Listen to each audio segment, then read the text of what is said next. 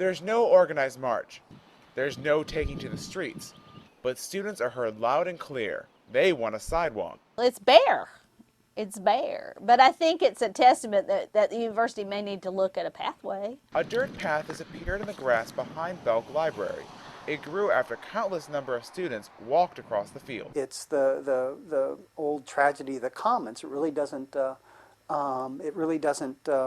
hurt that much if I walk over this one time, but collectively, when everybody does it, it's going to create another headache for Tom Flood. Superintendent of Landscaping Tom Flood says the problem developed recently. The one behind Belk Library was formed about 3 years ago when they moved the shuttle bus tram stop from the other end of the McMichael parking lot to where it currently is. Students take the shortest route to wherever they're going. Mosley Center is a top pick, so the line is drawn. I don't have to walk all the way around the patch of grass. Saves time. It's not going to make a damn bit of difference if you are 5 seconds later walking into that door. It is human nature that we will drive around the parking lot and fight for that parking space that's 30 feet closer to the door. Those are what I would refer to as a cow path, a thing that just appears. If you've ever seen cows in the field, there's a trail through the pasture, and how did it come about? And the answer is because for some reason the first cow went that way and everybody else followed. Not that our students are cows, but the theory is very similar. Elon students may act like cows following our own dirt path, but Physical Plant says they have several ways to move us back onto the brick paths. In order to move students from a desired line to a new one, you can create a physical barrier, a fence, a planting, or so forth. It's like the Great Wall of China.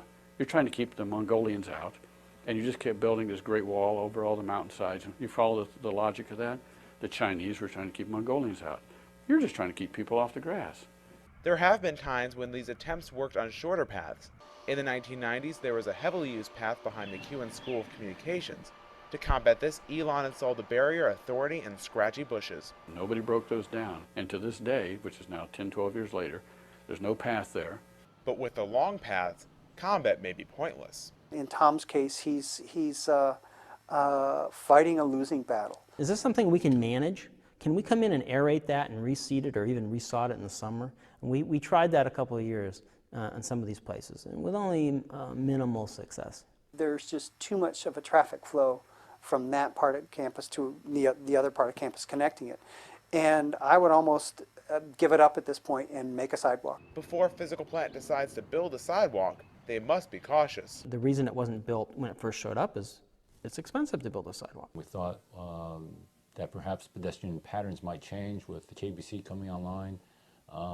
KBC opened up, didn't really change. After several summers of replanting grass, the landscaping department can now take the next step. I have been on my budget request now for 3 years, and I've just found out last week that I've gotten some of those funded for this summer. So in the fall, we'll have some new sidewalks where there's paths. And we want people to walk.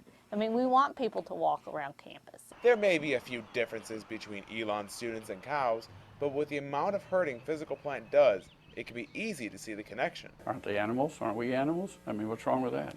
You breathe, you burn carbon fuel, you know, they do too.